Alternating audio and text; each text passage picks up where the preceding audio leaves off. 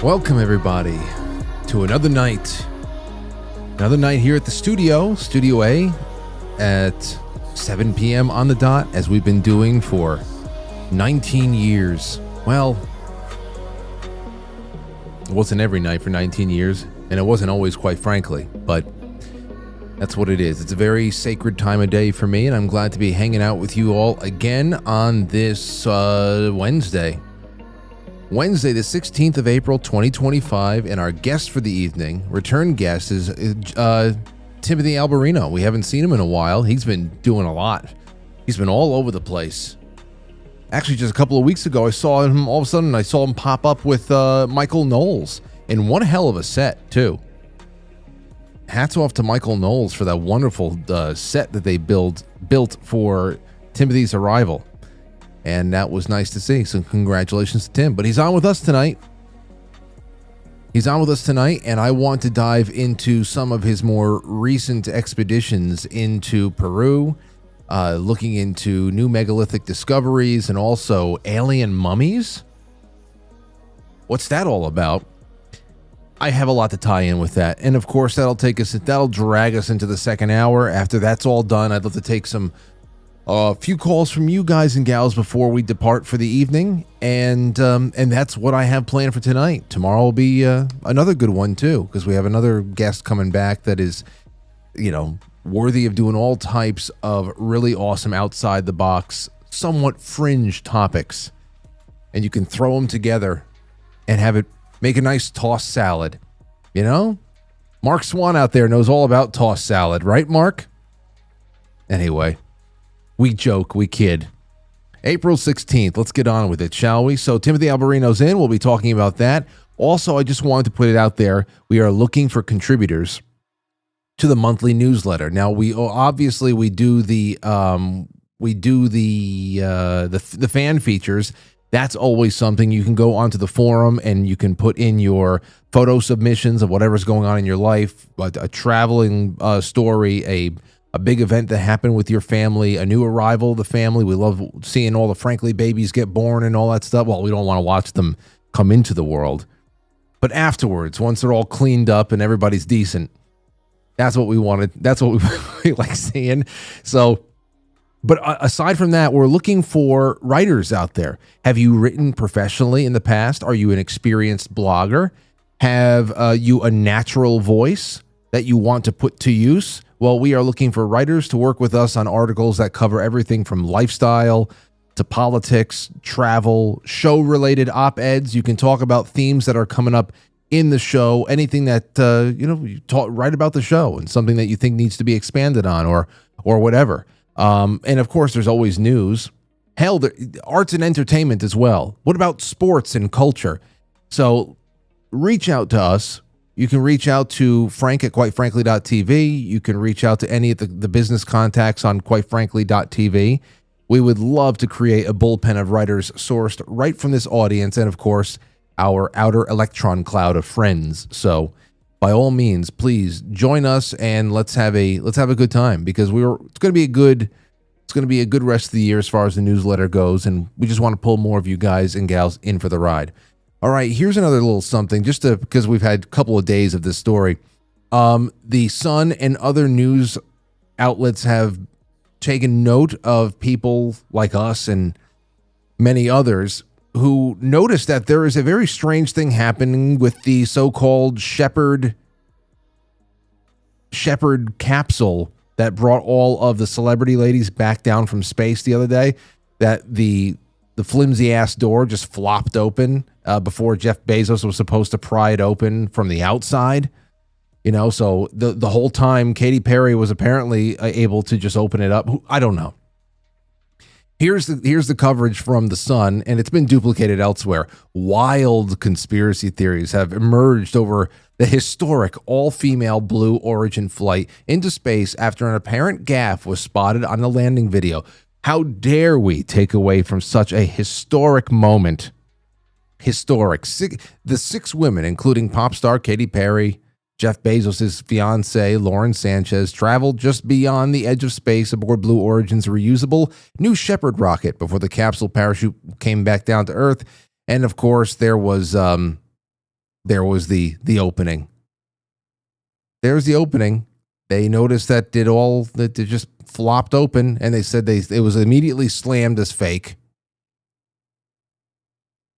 I don't know. I don't really believe it too much. But listen to Gayle King real quick before we get this one started off. Gayle King responds to the critics of this week's all-female historic all-female Blue Origin space launch. This is from Pop Crave. Take a listen to this. This is what bothers me, because I've certainly read some of the things online coming from people that I know, that I like, that I consider friends. And this is what I would say to that. Space is not an either or, it's a both and. And because you do something in space doesn't mean you're taking anything away from Earth. And what you're doing in space is trying to make things better here on Earth. What Blue Origin how did that make anything better here on Earth? wants to do is take the waste here. How did it do it? Trying to make things better here on Earth. What Blue Origin wants to do is take the waste here and figure out a way to put it in space to make our planet cleaner. Now, you heard right. She says that Jeff Bezos has a dream, and that dream is to use Blue Origin, at least in part, to haul garbage off of the planet and send it into space. Okay? I guess, can you imagine if we put a gigantic ball of garbage together in a gigantic space net and sent it to the sun? What was that, Superman 4? Was that Superman 3 or Superman 4, where he sent all of the nuclear missiles into the sun, and it birthed that evil nuclear Superman guy? That was my least favorite. He had the long cat claws and shit. That might have been like Superman 5 or 6. I don't know. But obviously, Gayle does not see the irony between the Bezos dream of sending garbage into space and the celebrity payload that was just sent up on Monday, of which she was a part. You know, I would have at least taken that moment to make a self-deprecating joke. I mean, Jeff Bezos has so many ideas, and the people that are working there are really devoted and dedicated to making our planet a better place. That's number one. Number two, have you been? Have you been? If you've been and you still feel that way after you come back, please let's have a conversation. Yeah, this is not what people are talking about, Gayle, but thanks anyway. So that's probably like the last follow-up on that we will do, only because I thought it was funny that she admits that Jeff Bezos' dream is to send garbage into space. And it's in a roundabout way. All right, that's it. Let's get on with the show, because Timothy Alberino is going to be joining us in just a few moments. I'm a little weenie looking for a bun, just a teeny weeny itty bitty one. If I keep on cooking, I'll be overdone. Pickle and onion, hot dog. Get out of here!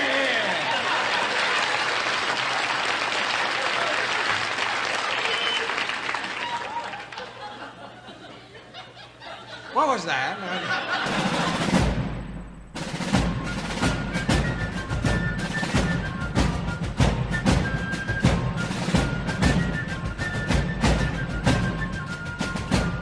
You let one ant stand up to us, then they all might stand up. Those puny little ants outnumber us 100 to 1. And if they ever figure that out, there goes our way of life. It's not about food. It's about keeping those ants in line. That's why we're going back. Does anybody else want to stay? Let's ride!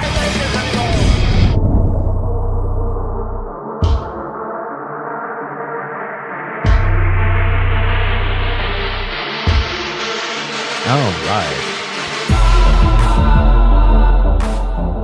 So welcome, everybody. It's good to have you on and ready to go. I hope you're all strapped in. It's 7-Eleven. And we're just going to get on into it because I can't wait to catch up with our good friend Timothy here. Now, Timothy Alberino is an explorer, he is an author, and we haven't seen him in a while. His best-selling book, Birthright, offers a revolutionary perspective on the biblical narrative, which is helping to inform and expand the paradigms of Christians living in an age of artificial intelligence, transhumanism, and UFO disclosure. We've been talking about that lately a lot. He has traveled around the world, recently just getting back into the States. Can't wait to talk about that one.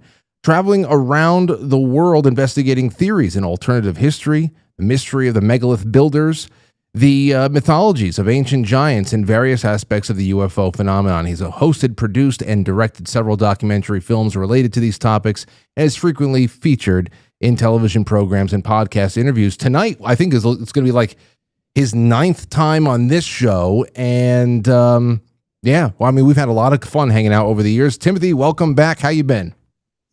Hey, Frank, as always, it's great to be with you. Oh, man. First of all, like I said in the opening, hats off to whoever designed the set at the Michael Knowles show, because you guys sitting in there looking like it was like you were in the middle of the ruins right there. So that was wonderful. Was that all? Was that practical, or is there a lot of green screening going on? The foreground was all props. The background was green screens. They have like a 3-paneled green screen that they can change out, and they were showing me the different sets that they built, and phenomenal. I mean, it's the best. These are the best sets I've ever seen over the Daily Wire. So very, very impressive work by those guys. Yeah, absolutely. It's fun. Hold on, let me just put it up for the on the screen for a second.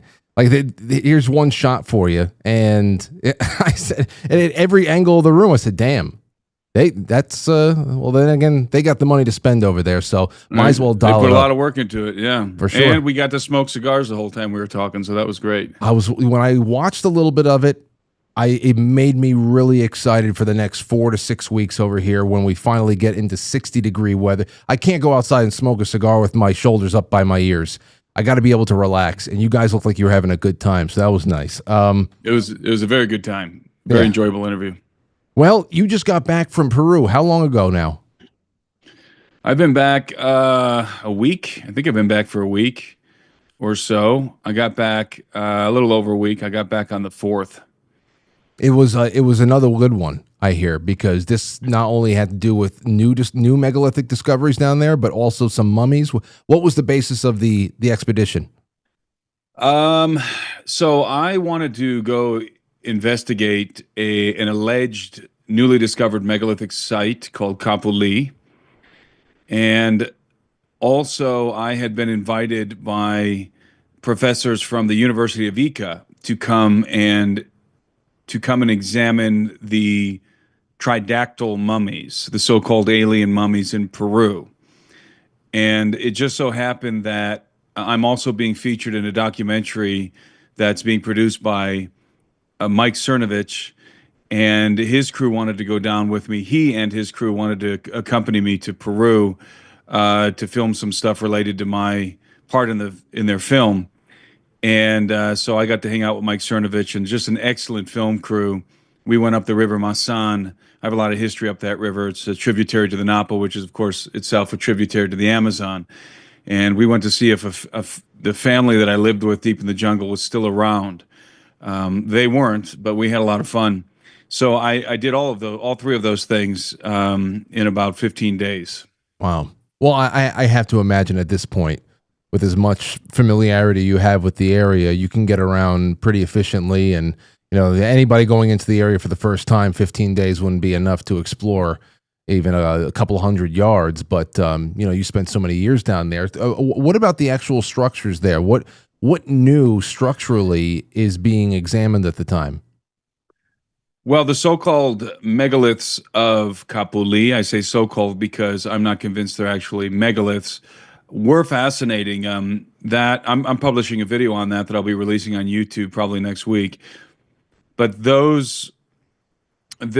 large stones that were discovered in this individual's backyard on his property, and it's in this tiny village. It's really like a glorified homestead, really, and you have to hike to it. There's no roads that go there.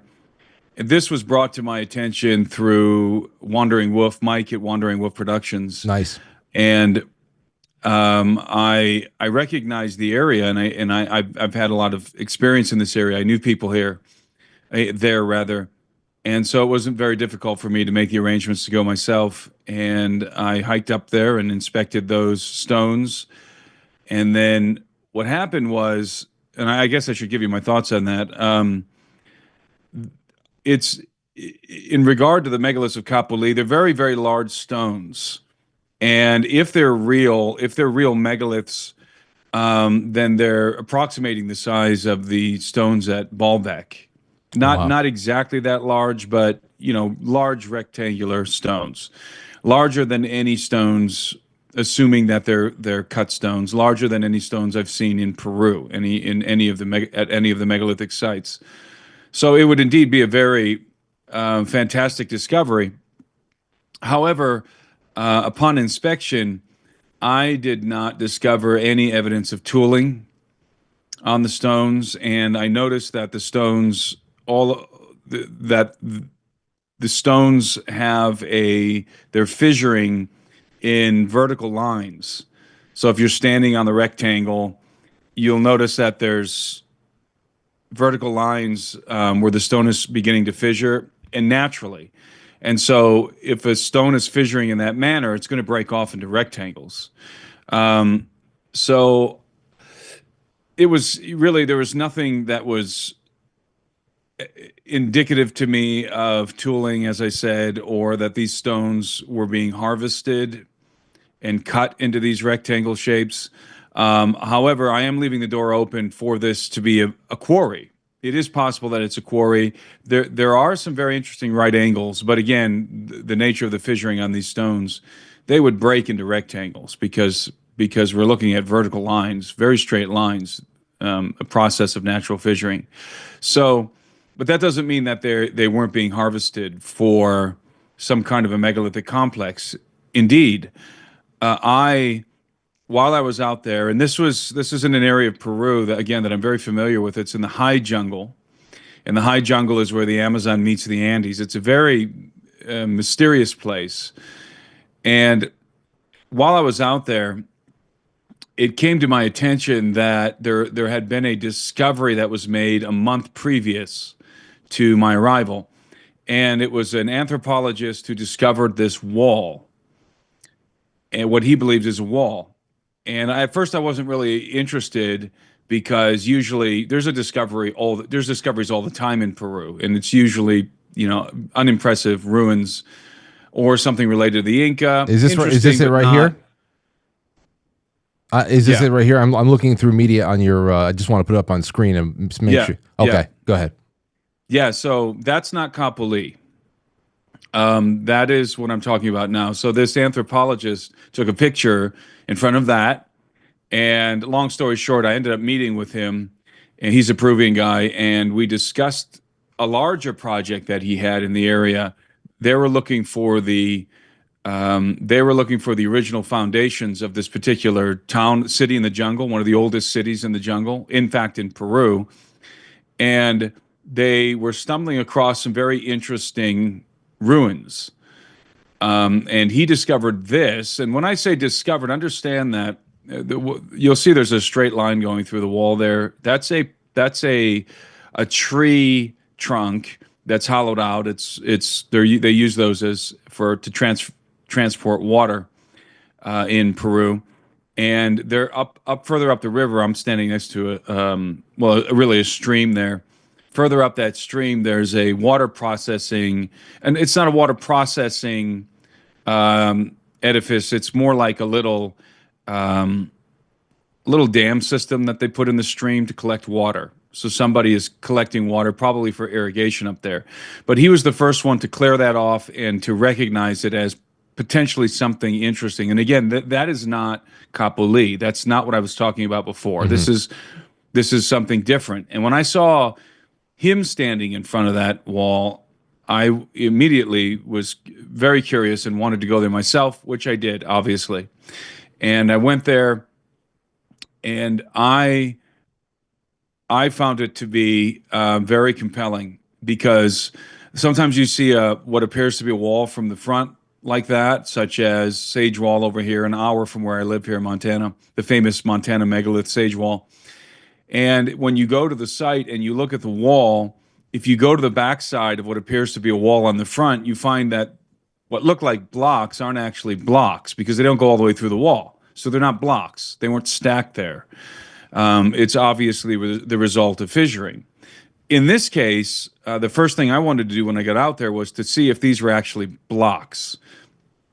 And they are. They're blocks. And the way that this wall is shaped, this is, of course, polygonal, and it's very much like the foundation stones of Machu Picchu. So, and what makes this really unique is it's in the jungle. It's in the jungle, and there really have not been any, certainly in this area of the jungle, there have never been any megalithic structures discovered. Definitely in this area of the jungle. We are not close to Machu Picchu here, or Cusco. We're on the other side of the Andes. We're in the northern Andes here, the high jungle.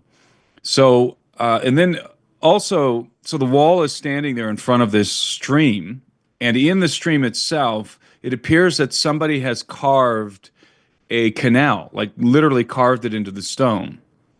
So you have this canal, and then you have what I believe is a megalithic retainer wall. I also went, and in that same area, I visited a cascade that is, I'm trying to remember the name of it, and I can't remember it off the top of my head. I'm going to publish a video on my YouTube channel about all of this in the coming week. But this cascade, and it's a sort of a tourist destination, but only for the local people. Gringos don't really go out here. And the locals just think it's a waterfall, and it's very interesting. And there's pictures of that in that thread, I think, of what I'm talking about here. This cascade at the end. If you're looking at Twitter, there should be a picture of the cascade I'm talking about. At the third picture. I'll take a look. Hold on. It's when I went to this cascade, I was very intrigued, because it appeared to me that although the stone, the face of the cascade, was not cut stone. I don't think it's cut stone. It's clearly not cut stone, because it's like slate.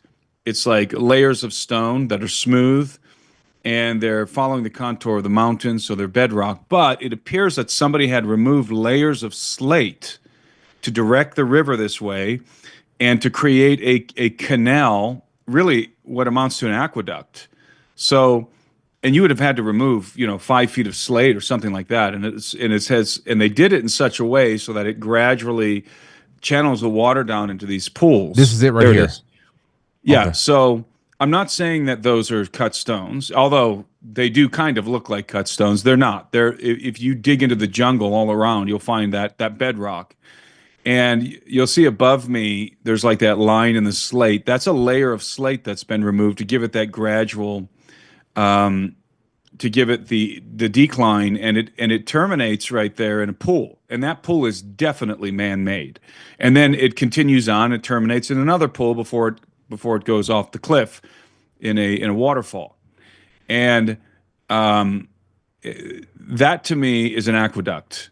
And if you, to my left and to my right there into the jungle, the terrain is about definitely 5 feet higher, if not 6, 7, 8 feet higher on both sides. Somebody opened up this canal to, in my opinion, to direct the water in what amounts to an aqueduct. Okay, so you have a potential megalithic quarry, potential. I think it's indeterminate right now, at least in my opinion, the Kapoli megaliths. I'm not, ready to call those megaliths, but it's a potential site for quarrying, and what I think is sandstone, by the way. Then you have this strange aqueduct cascade feature, which again I do believe is artificial. And then you have that megalithic retainer wall.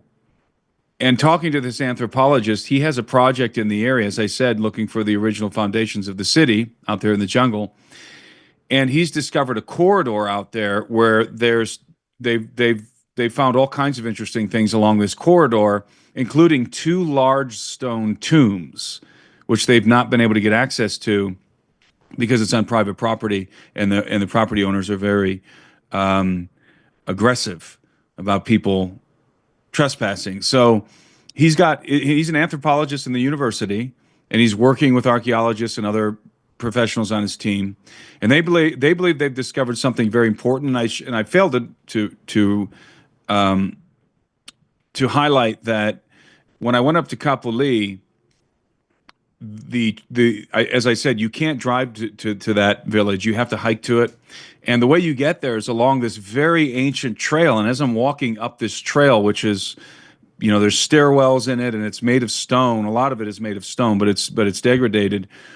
I realize I'm walking on an ancient road, very much like the Inca roads that I've been on in Peru, very much like that, and very well maintained. Well, at one time it was very well maintained. The villagers just keep it open now, and I suspected that the villagers did not make this road; that they used it to get up to the area where they established their village. And in fact, I learned that was the case. That when I went up to the village, I talked to them, asked them who made the road, and they said the Indians did a long time ago. So there's a road, and when you find a road like this, these kinds of roads, and I don't have pictures for you right now, but these kinds of roads always go somewhere important, always, in the jungle and in the Andes. They don't build roads like that go nowhere. They go somewhere important. So this anthropologist and his team discovered this corridor out there in the high jungle where there's all kinds of important ruins. And so after seeing all this, I suspected, before I talked to the anthropologist, I suspected that there was a lost city out there, a very important lost city. And in fact, we may be talking about a lost megalithic city. And when I talked to the anthropologist, he absolutely agreed with me. He said, we know there's a city. There has to be, because we have this city here and we have that city over there, and these roads connect. There's got to be one here. So this could be, if in fact there is a lost city out there and it's megalithic, you're talking about a discovery that would rival Machu Picchu, if not surpass Machu Picchu in Peru.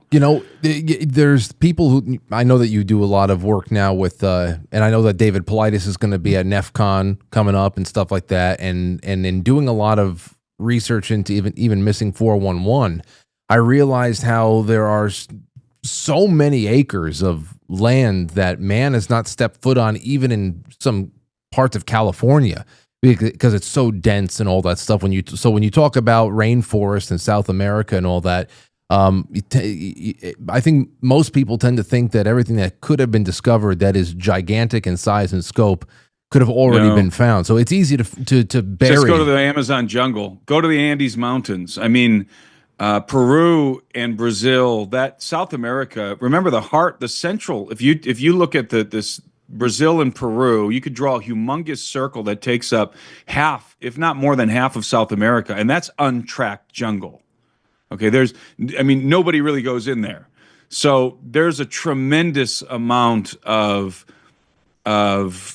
let's just say there's a tremendous amount of discoveries to be made still in Peru and Brazil and Bolivia, those 3 countries, and Ecuador to some extent, but mainly Peru, Brazil, and Bolivia, because that's where the Amazon meets the Andes. And I have no doubt that there are massive lost cities still in the jungle and in the Andes. In fact, we found a lost city in 2019. I went up with my colleague Anselm P. Rambla, the Spanish explorer, and he and I discovered this lost city called Tauripunku. And I made a film about it, and that's in my members community. If anybody wants to see that, you can watch that film there. So I know that there's definitely the cities of the Inca that have never been discovered. But what makes this particular area of Peru so interesting to me, this corridor that was discovered by the anthropologist and his team, is that this is associated with, they're associating this corridor with the Chachapoyas people. And in Peru, the Chachapoyas people, very ancient indigenous population, the Chachapoyas culture, rather, they're very enigmatic. There's two cultures that I think are highly enigmatic in Peru. There's a lot of cultures that I could rattle off 5 that are some of the most mysterious cultures on earth, all in Peru. But the 2 that I would put at the top of my list are the Paracas culture. Those are the guys with the elongated skulls. And then the Chachapoyas culture. And the Chachapoyas culture, because even today, if you go to Chachapoyas, even today, you can find natives in Chachapoyas who have red hair and blue eyes, or green hair or blonde hair, or rather green eyes and blonde hair, not green hair. That's something else. That's you find that in the United States. That's here. No, in Chachapoyas, it's indigenous. It's not that they were marrying gringos anytime soon, and it's not because they married the Spaniards. If you talk to the Chachapoyas people, you'll find out that they believe that they are the ancestors of a race of red-haired giants that inhabited that part of Peru. In fact, I've heard, and I have very good reason to believe, and I have good sources on this, that the bodies of giants have been discovered in Chachapoyas, were discovered years ago, decades ago, 9 feet tall, 9 feet long, and were secreted away to repositories in Lima, in the capital city. But the native people believe that they're descended from a race of giants. That's the legends in the area. And this corridor in the jungle, where I think there's a lost megalithic city, is attributed so far by the anthropologist and his team to the Chachapoyas people. And remember, there's 2 huge tombs made of stone. So you can imagine, I am very anxious to get back out there. In fact, the anthropologist invited me to join his team. He wants us to team up. I have as I've talked about on your show before, I have my partner and I, Gary Haven, we have a state-of-the-art ground penetrating radar that operates off of a drone platform. So I would like to, in fact, I've got a project that I'm beginning to put this project together with the anthropologist and his team. I'm going to bring my team, and I want to go back in with LiDAR, ground penetrating radar, and look for A, this lost city, and B, try to open these tombs, because there may be something very, very interesting inside of them. And this isn't me ransacking the artifacts in Peru. This is me being invited to join this project, to partner with this project by the team that is the professional team that is doing this in an official capacity. Again, anthropologists, archaeologists, and other kinds of professionals from the universities. Yeah. So anyway, that's part of what I was doing in Peru. And Mike Cernovich was along for the ride for a lot of this. So it was a lot of fun. I just put that together because I realized that the pictures that I was just putting up on screen were not from your. It was retweeted from your account, but it was posted on Mike Cernovich's account. So that's quite a name drop right there. So he because I know that he found Birthright not too long ago. I saw him tweet about it, and it had filtered its way into my timeline. It's good for Timothy, and as many people read your book, the better. But that's really interesting there. And you said a couple of things that are going to tie into future questions I have for you tonight, especially when it comes to lineage of giants. But since you've already just said it right now with ground penetrating radar, not to get too much into the Khafre pyramid, the satellite scans that got everybody talking about that they're, obviously there's no consensus on this, but satellite imaging that suggested there might be miles long infrastructure under the pyramid in Egypt. And it got me thinking, why not any technological use to cut corners out there in mapping what could possibly be hidden in the jungle, especially since you don't need to go and penetrate the earth 2 kilometers. You just want to see what ruins are there on the surface. Yeah, the most useful tool for this kind of work is LiDAR. It isn't GPR. Once you discover an edifice, then you bring the GPR in to see what's under it, see how deep it goes, to find its foundations, what have you, or to look for artifacts. But to discover the edifice, you use LiDAR. Now, if you're looking at a desert, you don't need LiDAR, because what LiDAR does is it removes the vegetation. And so if you're in the jungle, if you're in a heavily forested area, that's what you want to use. You can make all kinds of discoveries, and archaeologists do all the time, just using satellite imagery, because you can see the outline of buildings and things of that nature. So you could use LiDAR to great effect. Now, if in this project, and the one I was mentioning in Peru, now, in regard to this discovery in Egypt, whenever I see a story blow up like that and go viral all over social media and be picked up by so many different accounts, and people are making YouTube videos about it, posting it on Instagram and X and TikTok, just going crazy with it, I always back off.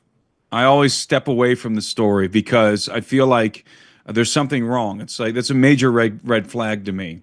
When there's so much hyperbole injected and so much speculation, I find it to be unuseful, and also most of those stories end up getting walked back because there's just so much hyperbole right out front.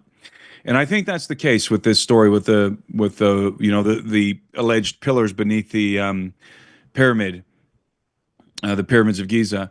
And I suspect, having used my technology, the GPR stuff in Peru and other places, one thing that we had to deal with all the time was reflections. So you would get reflections and echoes. So you would get a reading on something, and then that reading would echo, and you would have to be able to distinguish the echo from how many objects are actually under there. And it's not easy. You have to do various scans. You have to really analyze the data to separate the echo from the actual structure. And you can get reflections too if there's water. And we know that there is water under the Giza Plateau. Right. So you have water, and then I saw the readout of the technology. It was satellite based, and I believe it's sonar. I saw the reading, the raw data, not these ridiculous 3D models that everybody's passing around the internet. The raw data. And it did not. I don't understand how they converted that raw data into those 3D models. I know. It's very crisp. It just seemed like it was a stretch. Maybe that's the case. Maybe that's what it's going to turn out to be. But I would not have publicized it that way. And we can get with GPR. You probably can't do this with the satellite stuff, but with GPR, if you have the right kind of technology, you can get 3D imaging. But even when you get to 3D imaging, and it's really impressive, you have to be careful. You have to know what you're looking at. That's why when we do it, we work with experts who know what they're looking at, so that they can distinguish the echoes and the reflections from the actual structures. And then I know I didn't watch it, but I watched some videos of people who did. Some guys I respect online. It was an Italian team who made the discovery, and they did a press conference, and I guess their press conference was just awful. It was just very, very unorganized, very unprofessional, and it really did not help their case at all. In fact, it hurt their case because it seemed like they were getting ahead of their skis, so to speak. They had come out with this big announcement and these 3D models, and everybody took it and ran with it. So I think without question, there's something under the pyramids. There's always, when you see a megalithic structure, there's always going to be something underneath. Always, every time, there's something underneath. Whether that be more chambers, we know there's more chambers under the Great Pyramid. But could it be like a secret hall of records, like under the Sphinx? It would not surprise me in the least. I would expect to find something like that under the pyramid. It could be, it could be, perhaps that's where the tombs are, or maybe that's got something to do with the theory that the pyramids were built to generate energy. Maybe there's some evidence of that under there. So I don't have any doubt that there are some kind of structure under the pyramids. There's something probably remarkable hidden under those pyramids, no doubt whatsoever. But I purposely backed off that story because I knew that they were going to have to walk it back at some point. Now, I think that what really needs to be done to confirm that find is to fly GPR around the pyramid. I mean, we could fly our GPR unit. Now, I know that I forget how far down that goes. It's like some ridiculous depth, those alleged columns that they found under the pyramid. 2 kilometers. What they said is 2 kilometers. Yeah, just super, super far down. But our technology goes about 300 feet. But it's enough to detect. Oh, sure, yeah. It's enough to detect if, the top of those structures, or at least enough of it to confirm or deny. And we've already used it in Peru. And now I'm not saying that we're going to do that, because there's no way in hell that the authorities over there in Egypt are going to let us do that. I mean, they're famously uncooperative in Egypt, more so than Peru even. And Peru's pretty rough. Peru's pretty rough territory, but Egypt's worse. And so I'm not saying we're going to get the chance to do that. And I don't think, don't get your hopes up for anybody to go digging. They're not going to let anybody dig. So that's really all I have to say about that. I mean, those 3D images that everybody is passing around on social media are almost certainly not accurate. Now, there may be one thing like that, or 2 or 3, and then it's echoes or reflections. If that's exactly what's under there, I will be shocked. I would be delighted and shocked. But don't hold your breath for that. Number 1, you're never going to find out. Number 2, it's probably not like those 3D models.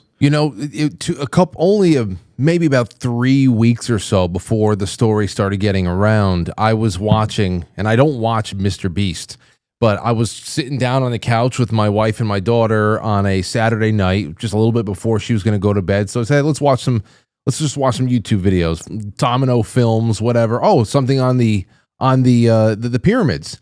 And it is with the first Mr. Beast film, the video I ever watched, and he's being led into the pyramids by, of course, Zahi Hawass, who I've heard mixed things about since. Yeah, the gatekeeper. Yeah, that's what I'm talking about, since the 90s, and the entire thing, I'm watching this kind of chuckling to myself. We kept watching it because it's a gigantic structure, and Aurora is just taken back by how tall it is and all that stuff. But I'm listening to them peddle the state line about how these are tombs for the pharaohs and all that other stuff. And I'm like, come on. But then also inside of it, they were led down into some deeper part where they actually hit water, and they were they went swimming. Yeah, they're sloshing around in the water there. So when Jimmy Corsetti brought that, actually referenced that video, I said, oh yeah, that's right. How does the water that we know is under there affect this satellite readout? How accurate can it really be if there's at least one sizable and significant layer of water between all of that stuff? Does that become almost like an insulating factor to this and inhibits the imaging in some way? So I just figured I'd ask how that would actually translate into something more surface level in the jungles of South America. So and before we move on to a question about megaliths, I'd like to ask you just about the so-called alien mummies, these 3-toed mummies over here.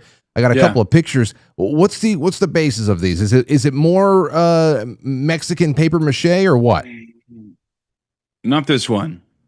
So first, understand that there's a lot of misinformation about these things on the internet, and some of it's disinformation, purposely put out there, not by the government, but by the guy who actually discovered these mummies, because he doesn't want people to know where he found them and the circumstances that he found them in. I have been in communication with him, and that's another story. But so allegedly, no, let me walk that back. I'm not going to use the word allegedly here. I think it's now known and has been confirmed that about 150 mummies were discovered in the Nazca Desert, in the area of Nazca, or somewhere, Palpa, Nazca, Ica, that area generally speaking, some years ago. When I say some years ago, probably 7-8 years ago. Maybe even more. I don't remember when the original discovery was made. So these are not new. They've been around for a long time. Gaia TV has done a bunch of, documentaries and stuff on them. Other people have done documentaries.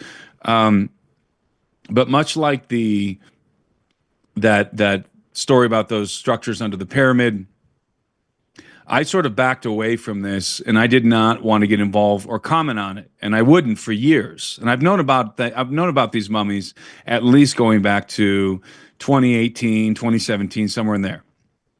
And I was even I was in the desert where they were extracted, where they were discovered on another project years ago, back in 2018, 2019. And I just didn't want to have anything to do with it, with these mummies, because there's too many hoaxes so especially in Mexico and Peru. Those are like the two biggest places where hoaxing is an industry. It's an industry making these kinds of, fake mummies and stuff. So I didn't want to comment on it until I could actually go and see these things for myself. And I had the opportunity to do that a few weeks ago.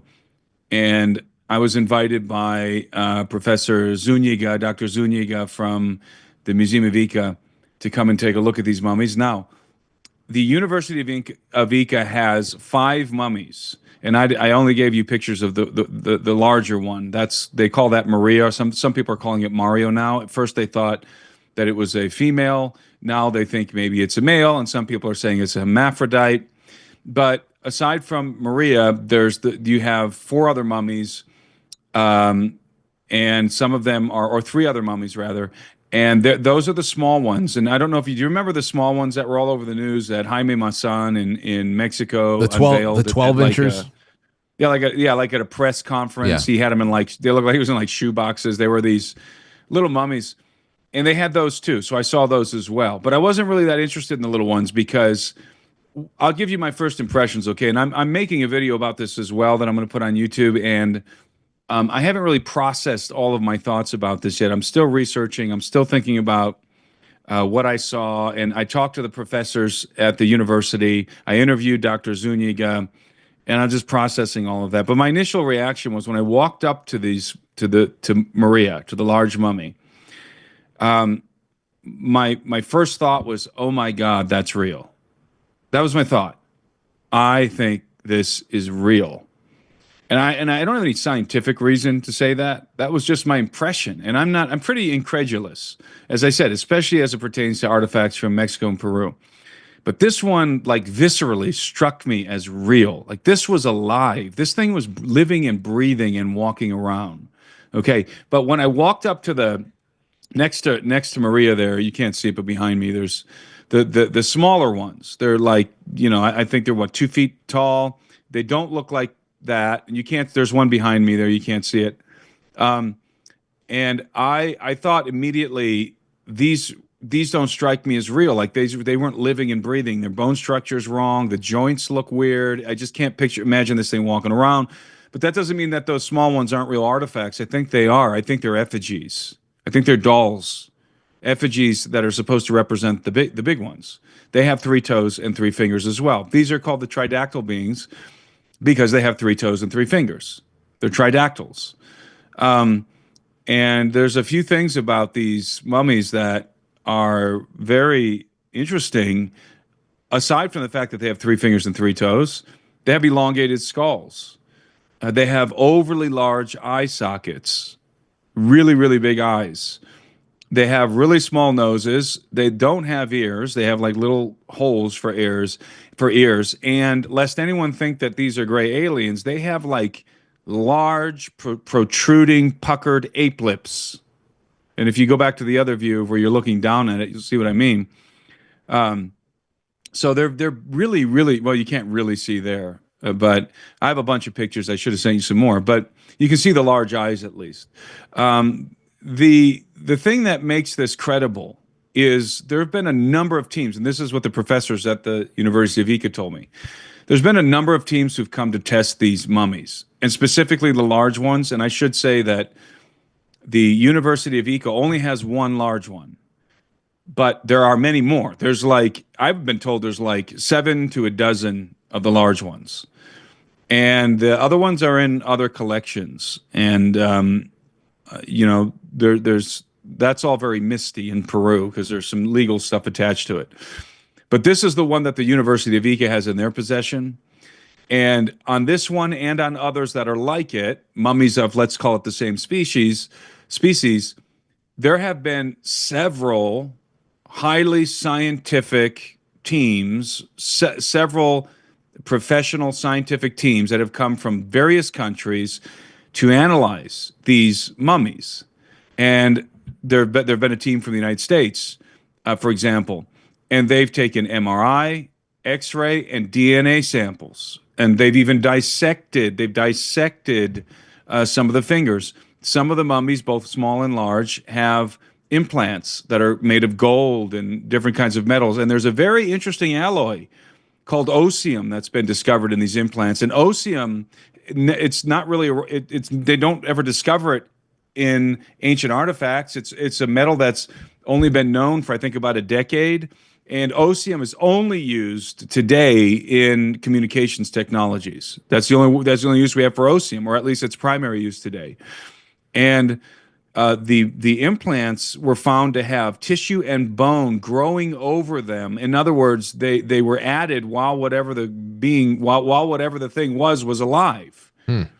So there's just mountains of data, and Dr. Zuniga went over all this data with me, and it's difficult to argue with the data. Now, I'm just to give you my conclusion here really quick before we run out of time. I'm leaning in the direction now of these things, not the small ones. I'm only talking about the larger ones, Maria and her like. I'm leaning in the direction that those are real. That again, those were living, breathing creatures. They were sucking air on planet Earth at some point, walking around, specifically among the Paracas and Nazca people. And I'm leaning in that direction. Of course, I'm not closing the door to a hoax because it's Peru, so I can't do that. But I'm leaning in the direction of these things being real, as many people are. Again, these have been around for almost a decade now. But I was really impressed with the overwhelming amount of scientific data that these guys have collected, and the MRI scans. There's a professor, I think his name is John McDowell, very well known. He's a forensic something or other, I can't recall, but he's very well known, highly prestigious guy. He went as part of Massan's team, him and an American delegation, and they did MRI scans, and they took a good look at these things. And he's got the same opinion as me. He's leaning in the direction of them being real based on the MRIs and X-rays and DNA analysis. They cannot find any. They can't find any epoxies, like there's no glue holding the joints together. There's nothing that's not natural sinew and tissue and bone. So they're 100% organic, other than the implants. And they have determined that all of the structural integrity of the skeletal, let's say this, the integrity of the skeletal structure of those three-fingered mummies, the large ones, are sound. In other words, that being could have walked around. The hands and the feet would have been functional based on the MRI scans and the X-rays. They have found no evidence. They're not willing to come out and say these are non-human, but they are willing to say they have found no evidence whatsoever that they're hoaxes. The large ones. McDowell and his team were not given access to the small ones, interestingly enough. Only the large ones. So, and also, by the way, the DNA analysis on these things, according to Dr. Zuniga, 30% of the DNA is human, just 30%. The other 70% is what he calls anomalous. And he made the point to me. He said, human beings have more in common with a papaya than with this thing, because a papaya, we share 40% of our DNA with a papaya. So whatever these things are, if they're real, obviously we got to go back to the history books, because we got to do some revision, because these things were walking around, living, breathing among the Paracas people, among the Nazca people. And my question is, if that's the case, if these were living creatures, were they interbreeding with the natives? Is that why we get these elongated skulls of the Paracas people? Certainly many of those skulls are the result of cranial deformation, of head boarding and head binding. But some of them, in my opinion, I've done extensive research on the Paracas skulls. I've done DNA analysis in Paracas. I was just looking at them again a couple weeks ago in Peru. And my opinion, my hypothesis is that some of those Paracas people, their skulls are the result of a natural genetic deviation. In other words, it's like a subspecies of Homo sapien. Could they be the result of interbreeding between whatever this is and the indigenous people? Certainly, this has a very natural-looking elongated skull. And the Paracas people, by the way, those Paracas elongated skulls, their orbital sockets are overly large, 25 to 40% larger than ours, just like that mummy. So, and it's really not a mummy, by the way. It's technically a desiccated body, but it's a lot easier to say mummy. So I just say mummy. Well, you know, when you talk Anyway, about, those are my initial thoughts on that. I mean, they're big ones, especially when you come down back down to say, you know, we have to reconsider the history books on this, and of course that's the basis of all the things we're talking about tonight is how far back do we go, and we haven't even gotten to the biblical aspect to all of this just yet. And so to get away from the bodies just for a second, to go back to the megaliths, because I want to tie both hemispheres together here. Obviously, when you talk about megalithic structures, the pyramids in Egypt always steal the show. But you know, questions that evoke most curiosity about the pyramids, curiosity, controversy, is their construction. You know, was it really slave labor, ropes and pulleys? How are these massive stones being transported from quarries many miles away?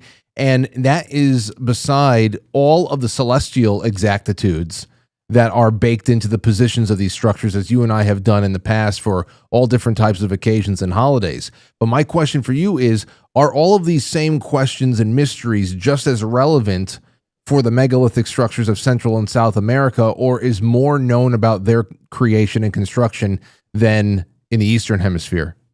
I would say in some ways the Pyramid of Giza was easier to construct than some of the things I've seen elsewhere.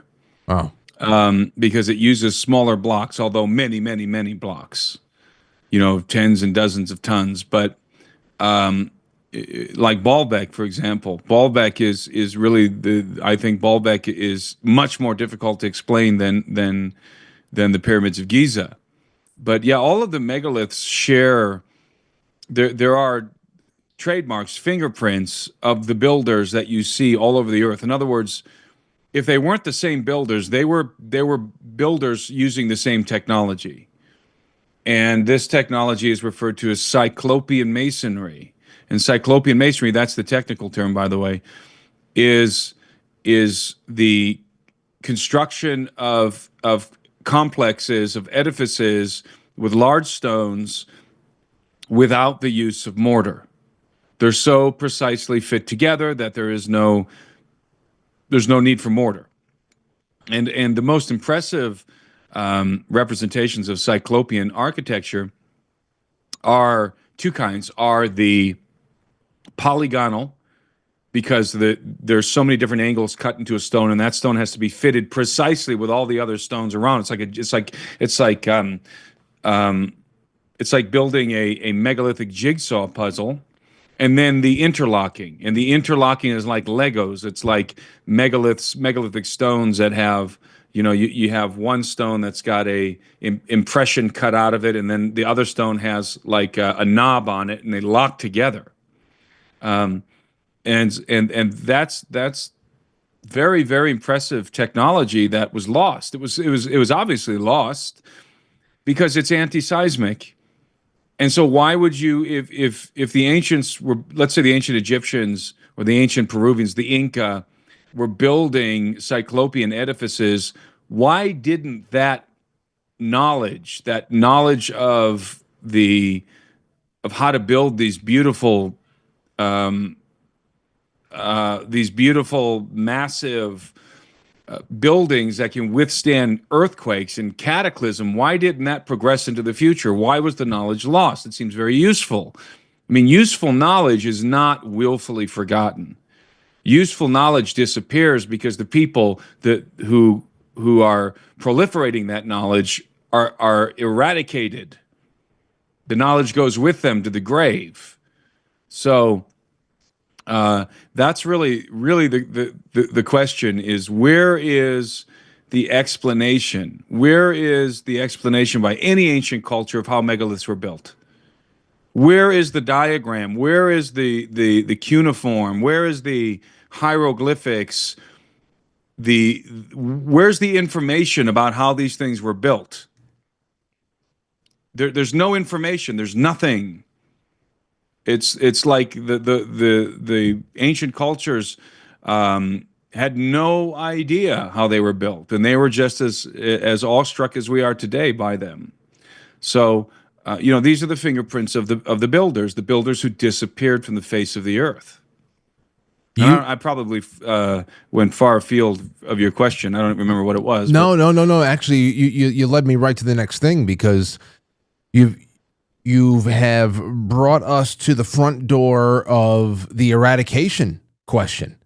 And, I saw, at least up until that point where you were talking about how you believe that from a disaster cycle standpoint on the planet Earth, you were talking to Michael Knowles about this. So you probably said it with me at some point too, that you had some level of belief that those who were constructing these megalithic sites were actually building them to withstand these disaster cycles that they knew were coming and would come again and again and again in some kind of a cyclical fashion. And I was wondering about that in particular, because invariably when you discuss ancient sites, you need to talk about why they're in disrepair and what happened to that that culture that called that place home, and or like who was the original culture.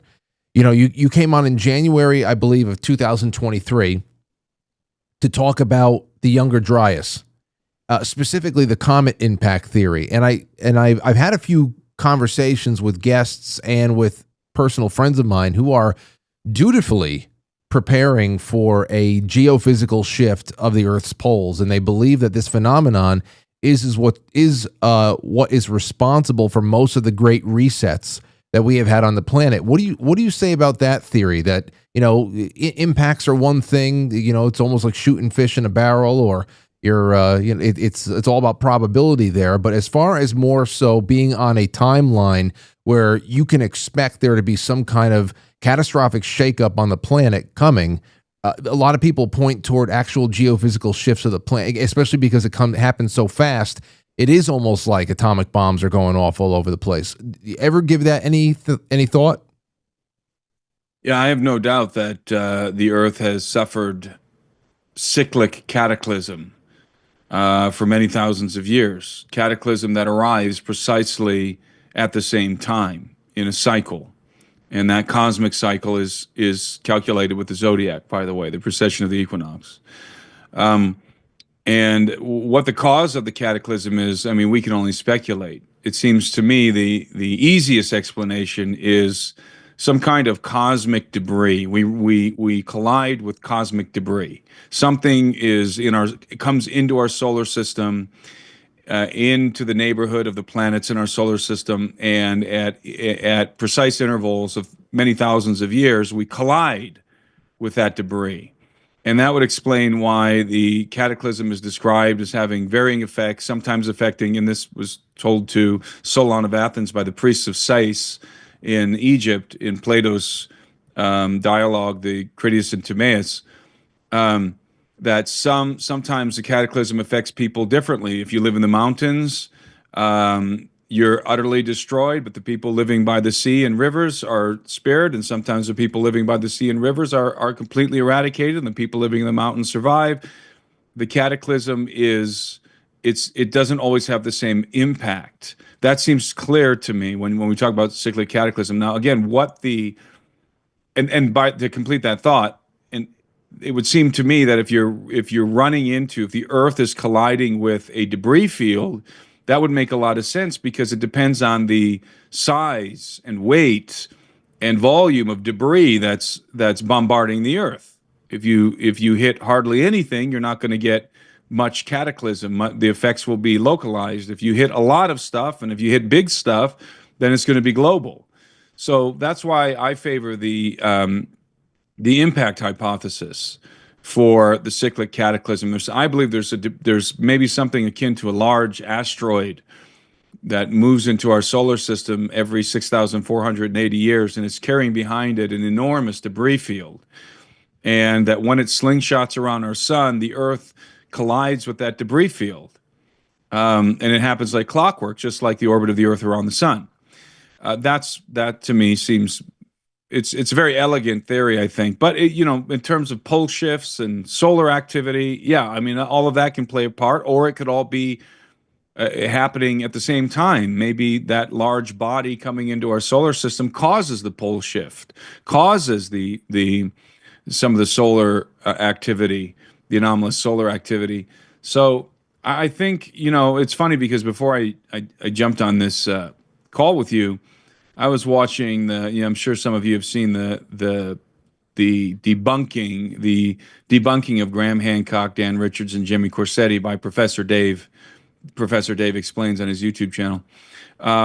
And these guys, they just laugh at the idea that the earth has been subjected to civilization-ending cataclysm. They scoff at it. And yet the collective testimony of our ancient antecedents is just that the earth has been subjected to civilization-ending cataclysm. It's everywhere. Every major culture, civilization on earth tells this story. And why should we disbelieve them? Because we're moderns and we have archaeologists and we have modern technology. I think it's very arrogant. And I think that as time progresses, we're going to see evidence coming out, and it's already happening as it pertains to the Younger Dryas impact, evidence that is supporting the idea that at least once, but certainly more than once, but at least once, and we're not talking about the dinosaurs, we're talking about the flood of Noah, the aqueous cataclysm. At least once the earth, the civilizations of earth have been brought to utter ruin in some kind of devastating cataclysmic event, which, of course, as you mentioned, I think likely happened sometime around 10,500 BC. Indeed, the Younger Dryas period, and I think that the impact hypothesis is plausible as the catalyst for that cataclysm. Well, and here's where we have a lot of different things collide, and I'm glad that you brought up modern day archaeology and mainstream science and all that stuff, and how they scoff and laugh and thumb their nose at anybody that comes in and tries to, offer up a different hypothesis or question anything that has become long-standing consensus and whatever the hell else. And that is not only the idea of, what could be the cause of either planetary catastrophe, or when we go deeper into, like biblical eschatology, and we start talking about the actual end times, judgment day, all that stuff. This is where I find your work especially interesting over the years that we've known each other now. And that is where mainstream science and archaeology, it's very secular and wants nothing to do with the Bible. But I wanted to know, because I don't think I've asked you this, but at which point in all of your adventures, your learning, your studying and whatnot, did you become convinced that the biblical texts were actually indispensable when trying to understand the story that either these ancient megalithic sites are trying to tell us, or anything else, from either a chronological timeline to some sort of a, you're saying again with the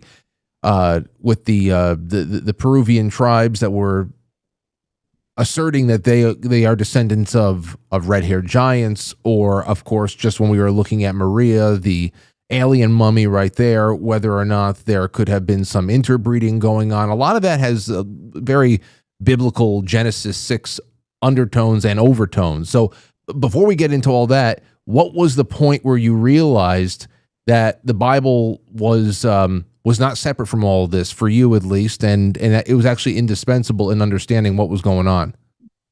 Well, the biblical flood myth is certainly in the tradition of all the other flood myths around the world, but I think that the biblical story is drawing on the original story, and the original story would have been preserved by Noah and his offspring.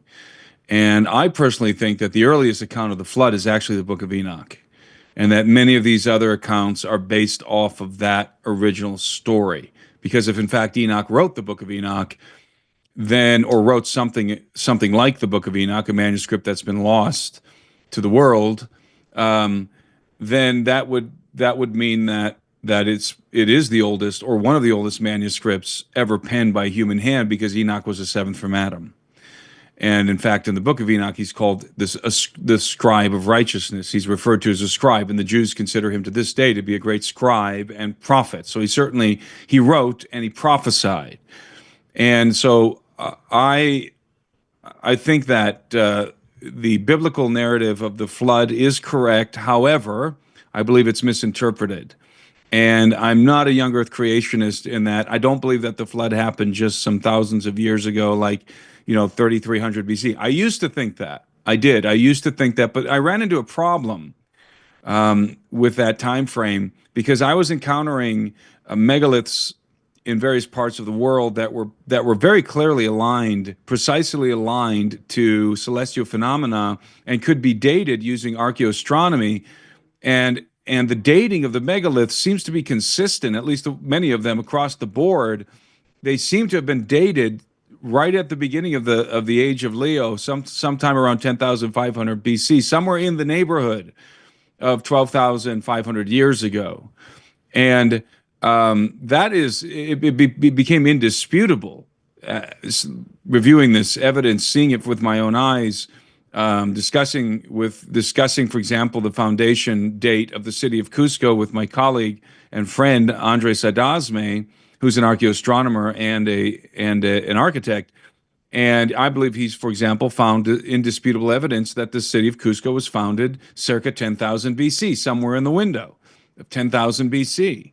Again, just synchronizing with so much of the other archaeoastronomical discoveries around the world as it pertains to the megaliths. So the biblical narrative in regard to the flood of Noah, I think, is stemming from the most ancient, which would be the Enochian tale, which would be the book of Enoch, from which all other flood myths derive. And if that is the biblical narrative, I mean, if you believe in the biblical narrative, then it was Noah and his sons who replenished the earth and proliferated whatever knowledge that they had managed to preserve through the flood. And it's from Noah and his sons that you're going to get every ancient culture, including the Sumerians, including the ancient Egyptians, including the Pelasgians, the ancient Greeks, and so forth. Those would have been the offspring of Noah. So what story of the flood would Noah have been holding in his hands? Well, he lived through it, so there's word of mouth, but he would also have had the written account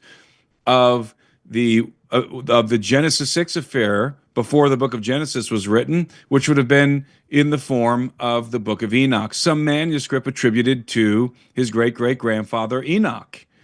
And so this is the narrative that I subscribe to, not just because I happen to be a Christian, but because it seems because the evidence seems to best synchronize with it.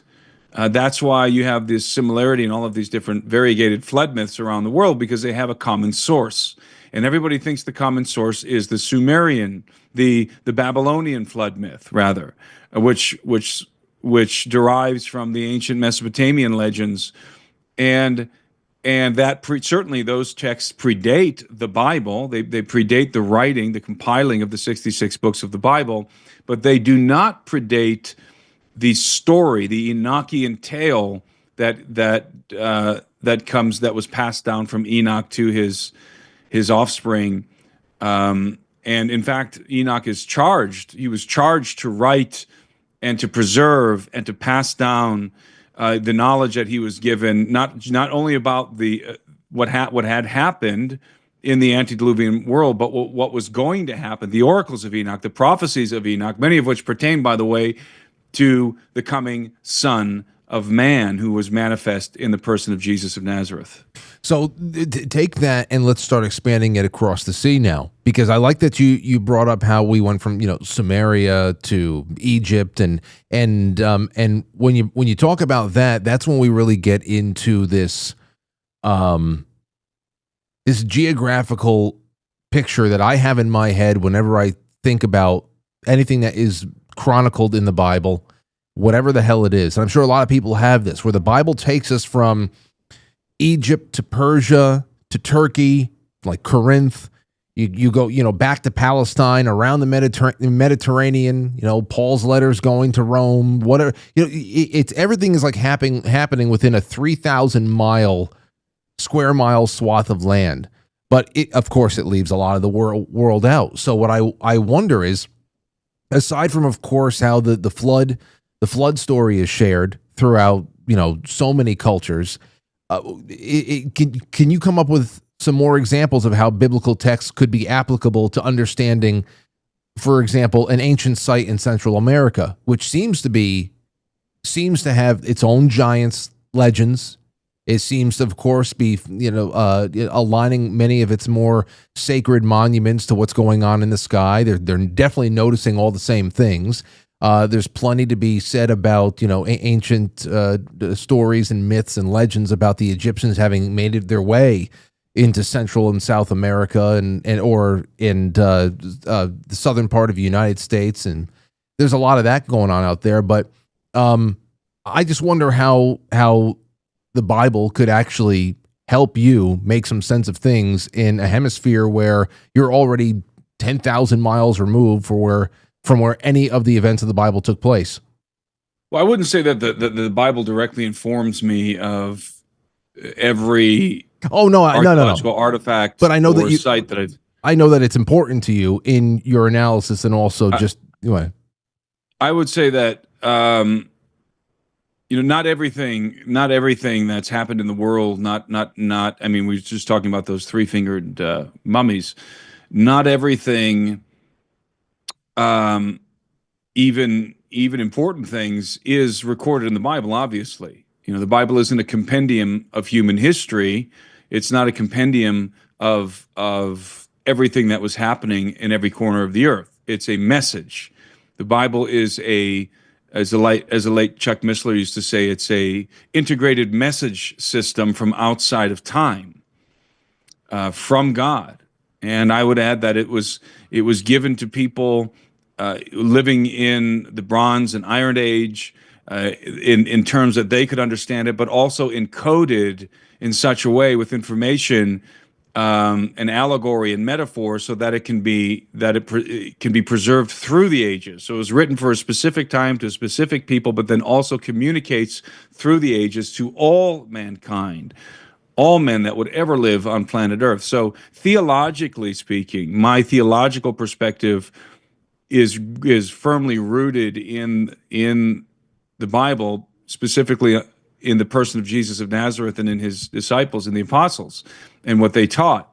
But in regard to archaeological finds and things of that nature, I'm not. I don't come upon that megalithic wall, for example, if in fact it's a megalithic wall in Peru, and say, okay, how does this fit into the Bible? Right. How does this fit into a biblical narrative? I have no use for that. It doesn't matter to me, because the Bible doesn't have to inform me about everything that was happening in all places. However, having said that, if I open up a tomb in Peru and find 9-foot tall red-haired giants, it's not going to surprise me, because I've been informed of this through the biblical narrative and through the ubiquitous testimony of our ancient antecedents all around the world that giants existed. But certainly it's a confirmation also of the biblical narrative, the discovery of giants. So, but not only of the biblical narrative. So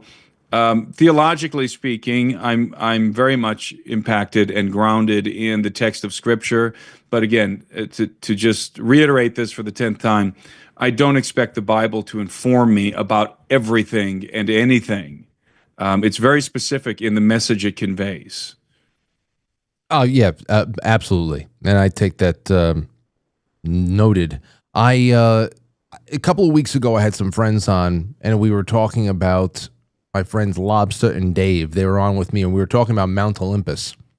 And we were talking about the gods of Mount Olympus, and how there really is, there's a lot of truth that can be found in this idea that perhaps they really were. This was a planet, and perhaps this stretches across the oceans here too, a planet where lesser gods and deities were being worshipped by people prior to the coming of Christ and the spread of the good word there.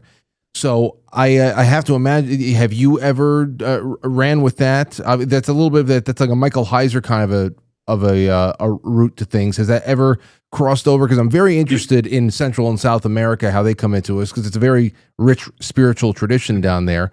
And I just I figure you have some kind of insight on that. You mean that the gods, like the Greek gods, were real? Is that what you're implying? Yeah. I think that the gods in general, when you talk about the gods of the Egyptians and the Greeks and the Mesopotamians, I think that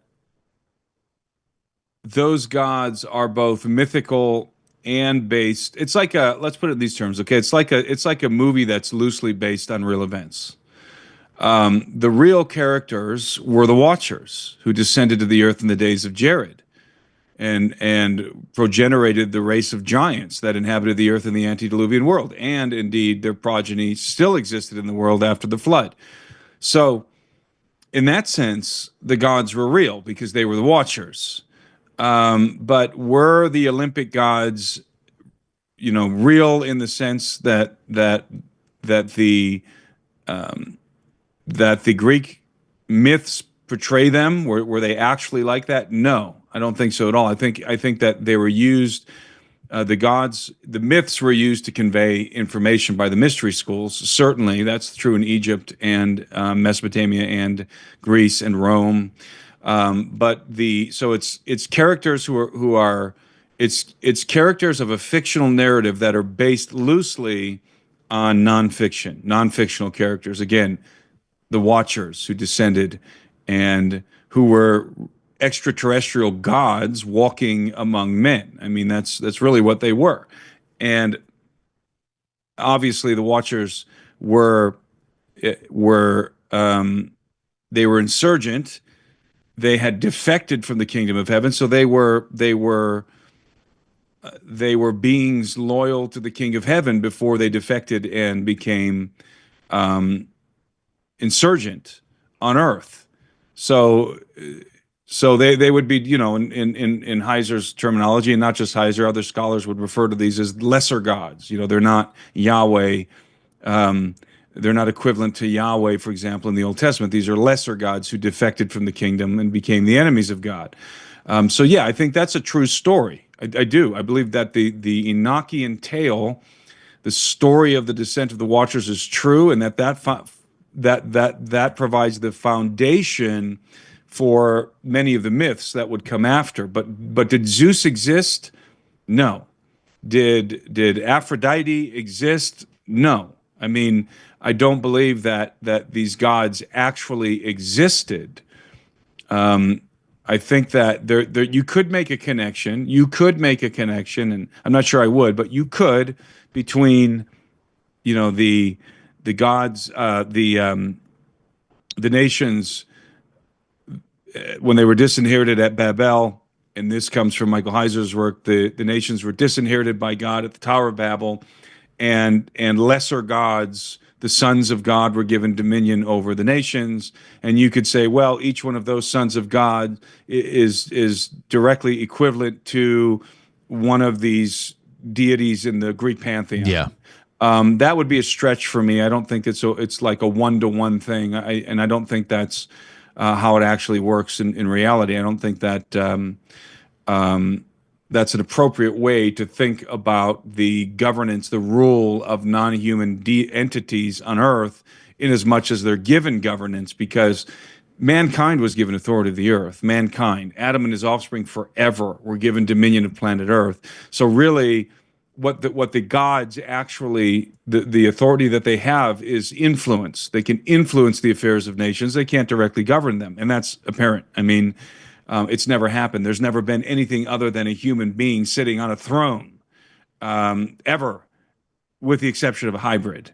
But that's, that harkens back to the Genesis 6 affair. So that was a very circuitous answer to a direct question. I apologize for that. Taylor, this is what we have. This is why we have so much time.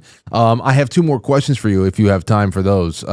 Sure. They kind of hit on things that are right in your wheelhouse. Because speaking of watchers and being watched, I'm sure you saw the CIA shenanigans of over the course of the last, I don't know, month or so that have been coming out in dribs and drabs. I thought they were very interesting. First, we got some remote viewing news about how the CIA was locating the Ark of the Covenant through remote viewing. Then we also got a little bit of some information on how UFO abductions were routinely being simulated by the CIA on unsuspecting Americans and other, people that live here on Earth. What do you think about that? Of course, there was also this CIA file about aliens attacking soldiers and leaving them, turning them into pillars of stone. You want to talk about Sodom and Gomorrah? So there's a lot of strangely biblical, weird, disclosure-based CIA things that have been circling around lately. But your thoughts on remote viewing, the Ark of the Covenant, and any kind of CIA releases through the mainstream media about disclosure lately? You can. Well, I'll address the first one, remote viewing. It wouldn't surprise me. I mean, if if the CIA had information that we had remote viewed the Ark of the Covenant. I mean, I think remote viewing is real. I've talked about this many times. I think it's a latent ability that is inherent in the human species. I don't advise that people try and do it for reasons I've explained elsewhere, but it wouldn't surprise me. Remote viewing doesn't surprise me. Again, coming from a biblical perspective, I would expect the offspring of Adam and Eve. I would have expected Adam and Eve to have those kinds of psionic capabilities. And I would expect that the offspring of Adam and Eve, i.e., us, that some of us would have those latent capabilities. So, in regard to this, the second thing, I think you said that the CIA had admitted that there's indication that the CIA was faking alien abductions. Is that what you said? Yeah, the Pulse published this back in late March on Jacques Vallée's, how he secured a document confirming that CIA simulated UFO abductions in Latin America. It's another reason why I wanted to bring this up. Psychological warfare. Wouldn't surprise me. That wouldn't surprise me either. Now, there is this idea floating around out there. I think it's even perpetuated by such men as Stephen Greer, that the abduction phenomenon has always been perpetrated by human beings. In other words, just like that is being suggested that the CIA or some other organization was abducting people and pretending they were aliens. Does that happen? Has that happened? Wouldn't surprise me. Is that the explanation for the abduction phenomenon? Absolutely not. It is completely absurd. I know you're not, but it's completely absurd to suggest or to think that any human agency could be perpetrating the abduction phenomenon that is so widespread, spanning every continent, involving millions of people, and all of the technological aspects of that phenomenon, and including the impregnation of hybrid fetuses and so forth. It's absolutely absurd to suggest that all abductions have been perpetrated by the CIA. But having said that, it would not surprise me at all to learn that the CIA, especially doing this to an abductee, because if an abductee is being legitimately abducted by Greys, then you could come in behind. You could be coming behind the Greys and pretend you're Greys, and the abductee would be very confused indeed. Yeah, because they would never suspect that here's real aliens, and now suddenly there's the CIA. No, they would think that it's all the same phenomenon, because they're usually not entirely coherent for much of it. So I have no doubt that sort of thing could have happened, and in fact has happened. And here's the last one for you, because I have to ask it now because you brought up the dominion of Adam on Earth. And the whole point that I have been seeing lately, the cluster of news I've been putting together, it's for a number of different reasons, but you're definitely one of the people that I want to hear talk about this, because of course it's your big publication a couple of years ago. This is right about it. The latest headlines on cloning, on so-called de-extinction. I don't know, as far as the whole dire wolf thing, as I said before on a past broadcast, people said, listen, it's a slightly genetically altered gray wolf. It's not really, but that is all just bells and whistles for the public. The real question is in whatever experiment was run, what data were they actually looking for that's going to be used in something else that's off the book? And well, I think scientists are enthusiastic about bringing back some of the Ice Age animals, like the dire wolf, the mammoths. I honestly think a lot of that can be attributed just to scientific curiosity, to see if we can do it, and then to study these animals. I'm much more concerned with the experiments that are happening in secret, not the ones that are public. And as a caveat to that, there's the experiments that are happening in secret and the ones that are happening openly in China. That's where they're doing some freaky stuff, is in China. There's no guardrails in China for genetic experimentation. Over here in the United States, we actually have a lot of guardrails. And you have to, I'm sure those. That's why we were taking advantage of China. No guardrails. We did a lot of our own work over there in Ukraine. Exactly right. That's exactly right. That's why we would have developed the what in China. It's concerning that there is a lot of advances being made in biotechnology, especially in the realm of genetic engineering and cybernetics, that are being ignored. And something like the dire wolf, because of its connection to surely the Game of Thrones and I believe J.R.R. Martin, that's his name, right? No, J.R. I forget his initials. What are his initials? George Martin. Yeah, George Martin. Rather, I'm conflating him with Tolkien here. Yeah, which one should not do. But he took a picture with the wolves and all of that. So there's a lot of hyperbole around this story as well.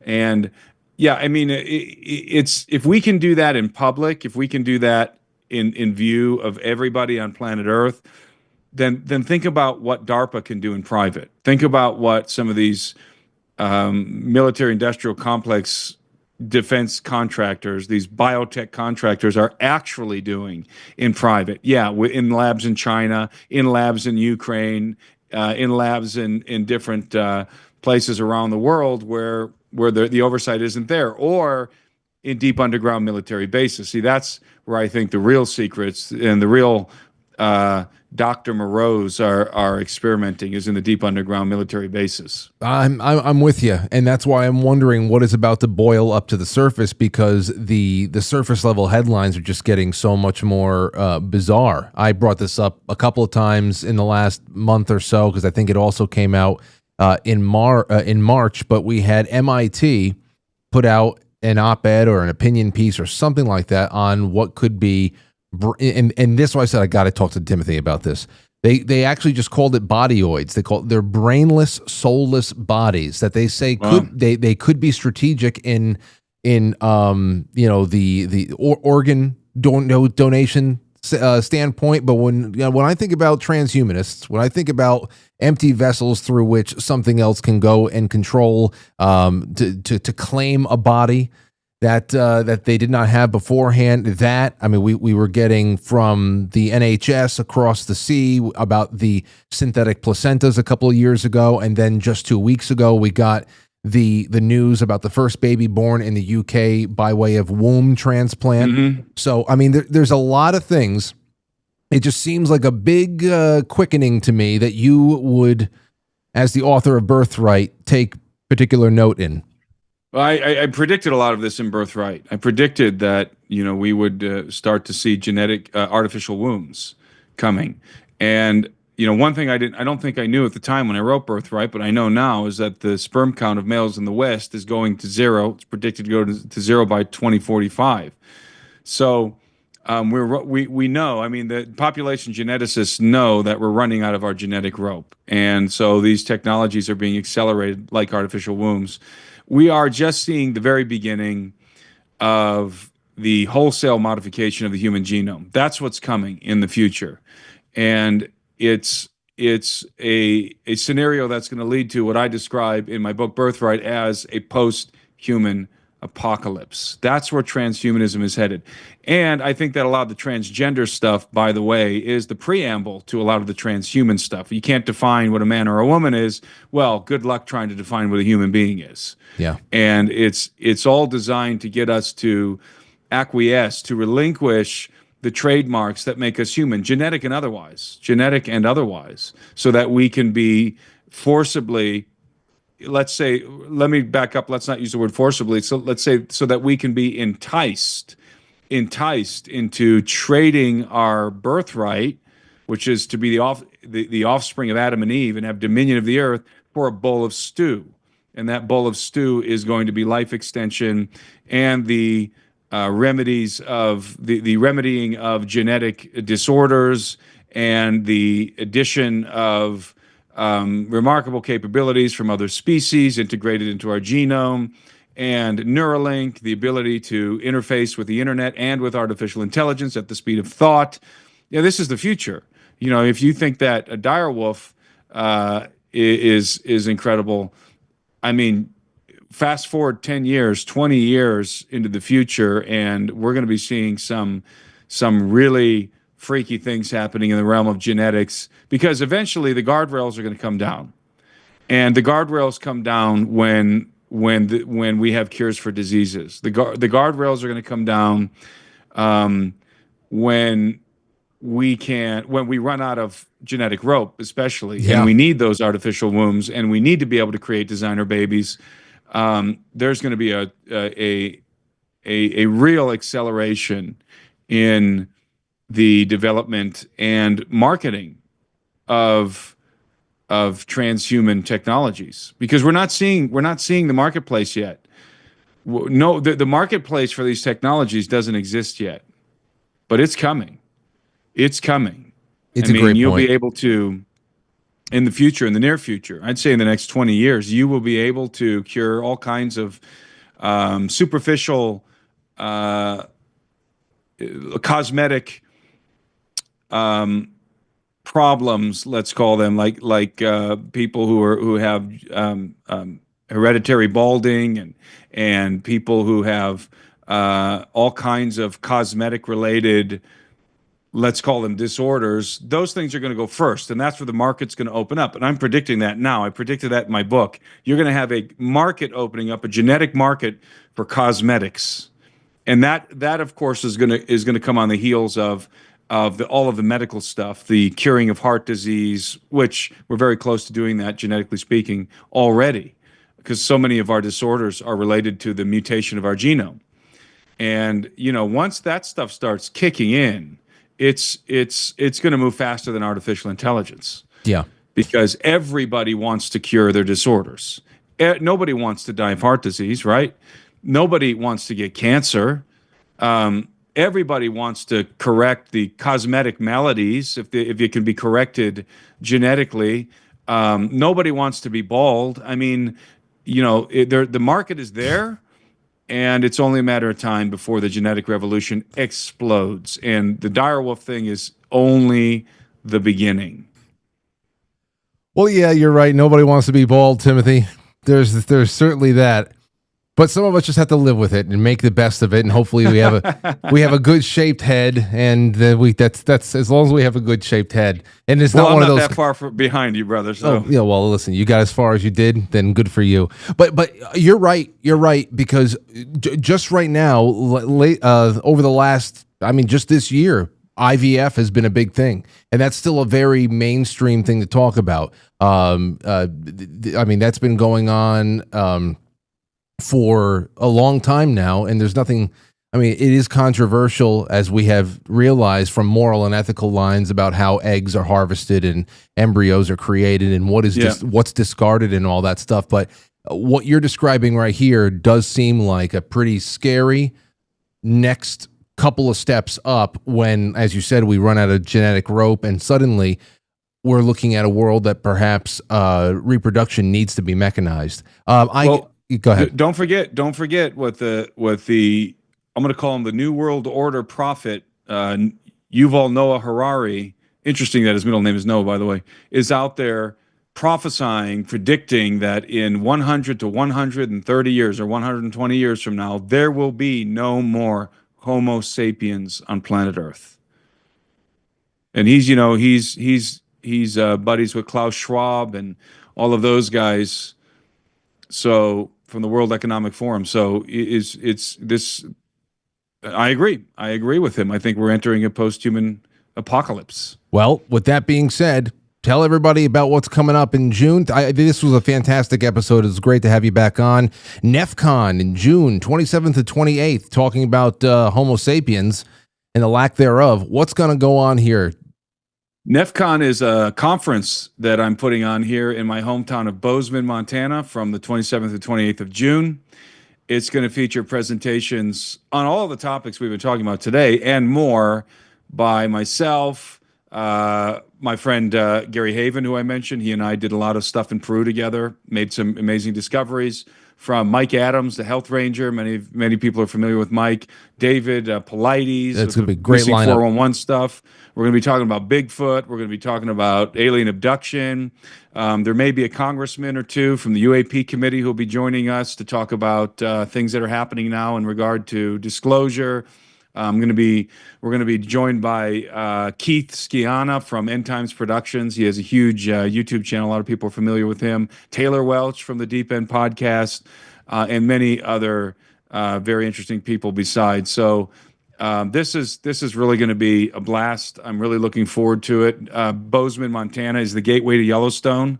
It's the perfect place to come for vacation, especially at the end of June. I purposely programmed this conference to take place at the end of June because it is drop dead gorgeous in Montana, especially in the Bozeman area at the end of June. So if you're into these topics, you want to come mingle with a bunch of like-minded people, come to NEFCON. It's going to be awesome.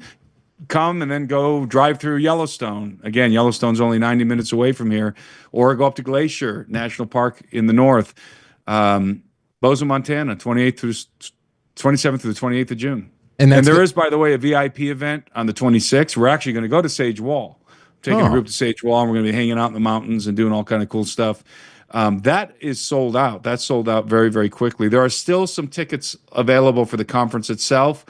VIP is sold out, but you can keep, refreshing the page to check if a VIP ticket opens up as we get closer to the date. I'm sure some tickets will open up. So come join me in Bozeman, Montana for NEFCON. They can find all this on timothyalberino.com under the events section. Yes, but better, it's easier to go to alberinoevents.com, alberinoevents.com, and you can get tickets to NEFCON there. Well, this was wonderful having you on again, man, and that sounds like a great event. One day, I'm going to definitely come out to one of them, and I will then throw an event, and you'll have to come and be a speaker at one of mine. So we'll figure this out. All right, brother. Well, listen, have a great night. Congratulations on all the great exposure and well-deserved success and attention lately. Keep doing your thing, and we'll talk again soon. Thank you, Frank. All right, take care. There he goes. Timothy Alberino. alberinoevents.com. All right, it's 8:43. I'm going to go on a give me a moment. Yes, okay. No. Yeah, a really quick break. We're going to go on a really quick break. When we come back, I'm just going to read through your super chats, and we only have a few minutes left, but this was a great night. And yes, BRB. Welcome to your Perpetual Health Minute, brought to you by Quite Frankly. The omega-6 to 3 ratio, inflammatory, anti-inflammatory. We've talked about that a lot lately. On your screen, you'll see a paper that relates this ratio to prostate cancer. But this can also be applied to things like breast cancer. So in this paper, they took men and they put them on a high omega-3, low omega-6 diet with fish oil supplementation, and they measured something called antigen Ki-67, which is just an index for cancer cell proliferation. What they found was that the men eating a higher omega-3, lower omega-6 diet also had a lower Ki-67 index.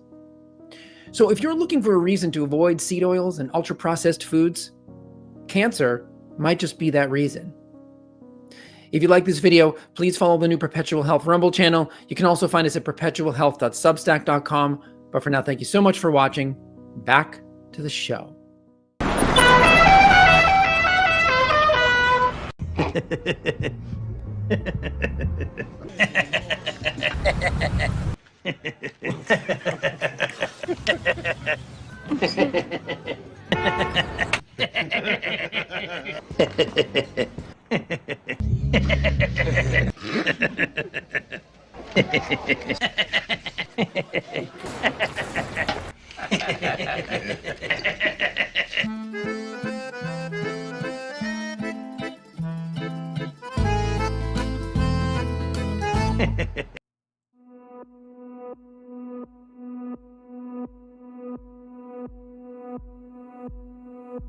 All right, okay.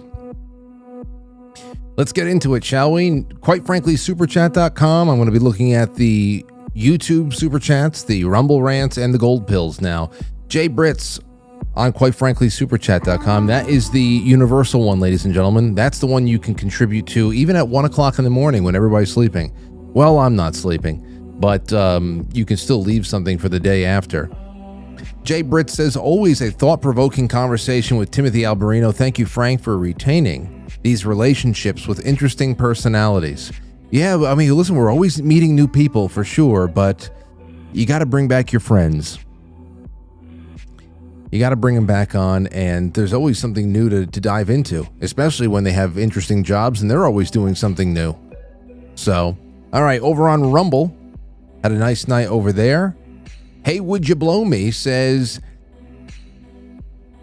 they are the gods that people worshipped for their knowledge and abilities and then turned it into religions. Yeah, I guess that goes a little bit along with my thoughts about the lesser gods.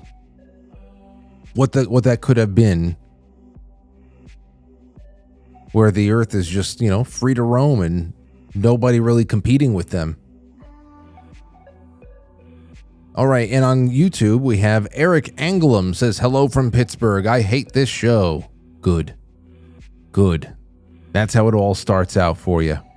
That's how it all starts. And then hopefully it gets better. And if not, then what do you want me to say? Anyway, all right. Is there anything else I had on that one? Well, I guess here's the real question. The chat poll. I left you something over here on the chat poll, and here's another little piece of news before I get to the chat poll, actually. There was a little bit of a victory in a place where there is really not a lot of reason left, and that is the judicial system out there in the United Kingdom. The UK's top court says that trans women are not legally women under Equality Act. So, I mean, this is just to what Timothy said, one of the last things, his parting shots about not really knowing what a woman is. And I understand that is a very troubling cultural trend there, but there is a crazy legal victory in a place where you thought there was no chance for legal victories left. Britain's Supreme Court ruled that the word woman refers to biological sex under the country's anti-discrimination law, in a blow to trans rights activists. So, watch out. Don't want to get them too upset. So, just be on the lookout, that's all I'm going to say. And there you have it. Over on pill.net, then we're going to get to our poll here. Justina, y'all, thank you so much. Sean Joe with a cookie. Cave Toad says, always love when Timothy is on. His site is fantastic, too. Great YouTube channel to subscribe to. Keep up with him. And he's also really active on Twitter, too. Sean Joe, Porpoiseful, All American 76, Crown Weaver says, another great show, Frank. Love the Franklies too. I love them as well. C. Lynn says, great show. Sean Joe with another cookie, and then Joe Elaine. Great show, Frank. Well, thank you, lovely Joe. Thank you so much. All right, let's get to the channel, shall we? And let's see what is going on with that chat room poll. In the poll, we have about 420 people voting that have voted. There should have been at least double that. What is your favorite part of Timothy Alberino's appearances? And please like the stream before you leave, because liking the stream is huge. And if you're watching this after the fact, leave a comment, because that is how just people who subscribe to the show might get suggested the show. I don't even care about meeting new people anymore. I would just like to reintroduce myself to any number of the 102,000 people that already know about me on YouTube.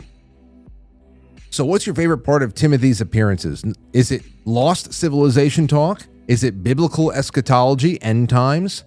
Or is it the strict avoidance of cat people talk? Very suspicious how he always avoids that topic. I didn't bring it up tonight, so he's off the hook. And then, of course, option D, is other. And you can leave those comments. As for everybody who's watching this after the fact, leave those comments in the comment section, not in the live chat. The live chat is fun for when it's live, but after the fact, the comment sections mean something. So even if you're watching it now, come back when the show is off air, leave a comment for the algorithm. That would be wonderful. And tell me what you think there. Lost Civilization Talk won with 40%. Biblical Eschatology End Times Talk 33%. I know the End Times is very cozy. Oh, Lost Civilization just went down to 39 now. People are starting to vote again. It's strict avoidance of the cat people talk. 19%. People say he's avoiding it. He's avoiding it. I say it's funny that Timothy has a legitimate brand and he's doing really great things. And just know we've got a special bond with this guy, because whereas the red carpet rolls out for him, we always welcome him. You know, it's an arm around the shoulder, a pat in the back. But this is the only place in the internet where Timothy Alberino shows up to do a show, and most people in the chat room are making cat references and catnip references and milk saucer references. So if some of Timothy's diehards came over and said, "What the hell's everybody talking about?" You had to be there. We'll tell you about it someday. Anyway, we're ending the poll, and that's it. Lost Civilization Talk won with 40%. Please leave a comment after the fact. You guys have been wonderful to me. I thank you so much. I'm going to be releasing the scratch off over there on quitefrankly.tv, powered by Pilled and Foxhole. Away it goes. And you guys tomorrow, I can't wait to see you again. It's not only going to be same time, same place, a Thursday night episode together, but we're going to be live syndicated on Badlands, and we've got another fantastic guest coming back, Matt Roski, Cultivate, Elevate. You want to talk about a barrel of topics. A barrel of topics. Oh boy. We're going to go all over the place tomorrow, and hopefully the YouTube channel stays intact. But have a good one, and thank you so much for everything. Good night. I'll catch you on the flip.